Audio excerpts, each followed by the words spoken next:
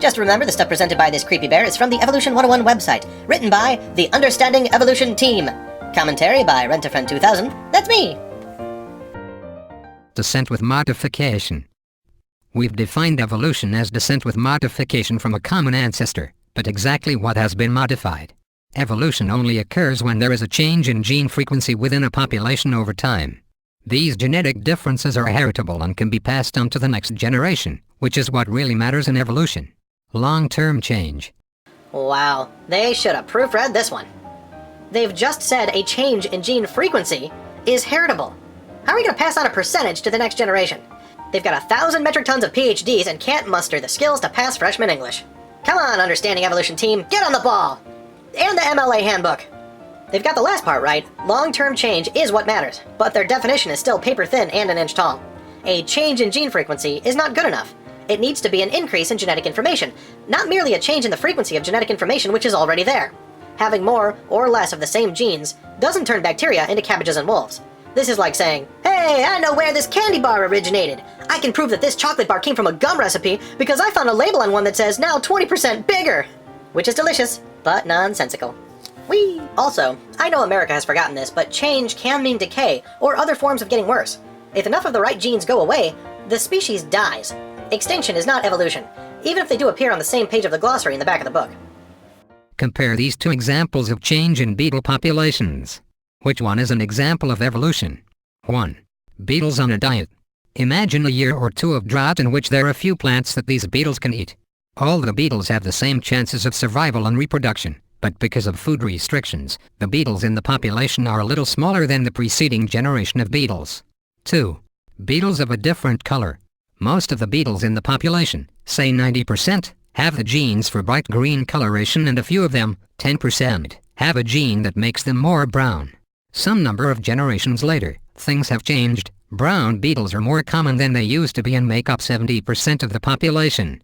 Which example illustrates descent with modification, a change in gene frequency over time? Before we answer, I'd like to point out that these are two different questions. 1. Is there descent with modification? 2. Is there a change in gene frequency over time? But they are acting as if those are the same question, as if descent with modification is a change in gene frequency. Hang on, let me see what they said at the start of the post. Let's see. Evolution only occurs when there is a change in gene frequency within a population over time. And if I go back to chapter 1, I see they said, biological evolution, simply put, is descent with modification. See, now they've said descent with modification is a change in gene frequency. So, if evolution is descent with modification, and a change in gene frequency is descent with modification, then they've just started this chapter by saying evolution only occurs when evolution occurs. Can you see why I objected to their weak sauce definition for the word evolution? I think we need to go back to the candy store. Woohoo! Chocolate! Oh, I mean, science. Candy store example number 1. Imagine we have two kinds of chocolate bars, regular and crispy. We start the day with 100 of each. Because everyone knows that the regular ones are fool's gold, they all buy the crispy ones, and not as many regular types. At the end of the day, you have 88 regular bars and only 6 crispy ones. Candy store example number 2. Every time we make a new batch of chocolate bars, we toss in something new. Mint, marshmallow, crunchy frog, etc. This would be descent with modification, because each generation is a little different than the previous. We are modifying each descending generation. See how that makes sense? It occurs to me that neither of the above examples were like this. Example number 1 above, beetles on a diet, would be more akin to starting with the regular and crunch bars and then making smaller, fun-size bars. So, same recipes, but different sizes. And if I may digress for a moment, who decided that less chocolate was fun? Yeah, I think Mr. Wonka needs to find that guy and make his paycheck fun-sized. How about we bum me out with an extra 8 pounds of fudge over here, huh? Which of these processes explain the origin of the Whipple Scrumptious Fudge Mallow Delight? I think it's obvious that you can have a sales day like in candy store example number 1 for 1,000 years, and you'll never have anything but the 2 bars you started with. Even if you follow the trend until you stop selling plain old chocolate bars altogether, you still won't have anything new to sell with this procedure. And in their beetles on a diet example, the bars got all fun-sized because we were running low on sugar, not because the recipe changed. Once the Tuesday shipments get here, fun size goes away until we run out of sugar again. That'll never get us anything but different sizes of the same 2 chocolate bars. The team here seems not to notice that in order to turn a regular chocolate bar into a Whipple Scrumptious Fudge Mallow Delight, you have to make some changes to the recipe. And it's a good thing the Understanding Evolution team had other things to fall back on when their candy business flopped. Yes, there is descent in the beetles above, as we're told some generations have passed. But there is no modification. The original population had green and brown beetles, and now the present generation has green and brown beetles. Nothing has been modified. Is it me? Is this harder to see than I think it is? Because to me, green and brown beetles, giving rise to green and brown beetles, seems like a non-event. You can't sell many tickets to a show like this.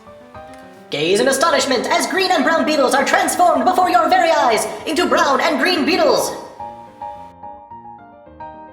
As for a change in gene frequency, certainly it seems that occurred, but what of it? The point of evolution is not to tell us how many people bought a new product, but where the product came from in the first place. Evolution is not about marketing, it's about engineering. The process by which a majority go from green to brown can never tell us why there are beetles in the first place, or even why they are green or brown in the first place. This bit is no better than a straw man or a smokescreen. How about a little fire, Scarecrow? See, because there's smoke and a straw man, and... never mind. The difference in weight in example 1 came about because of environmental influences, the low food supply, not because of a change in the frequency of genes. Just wait.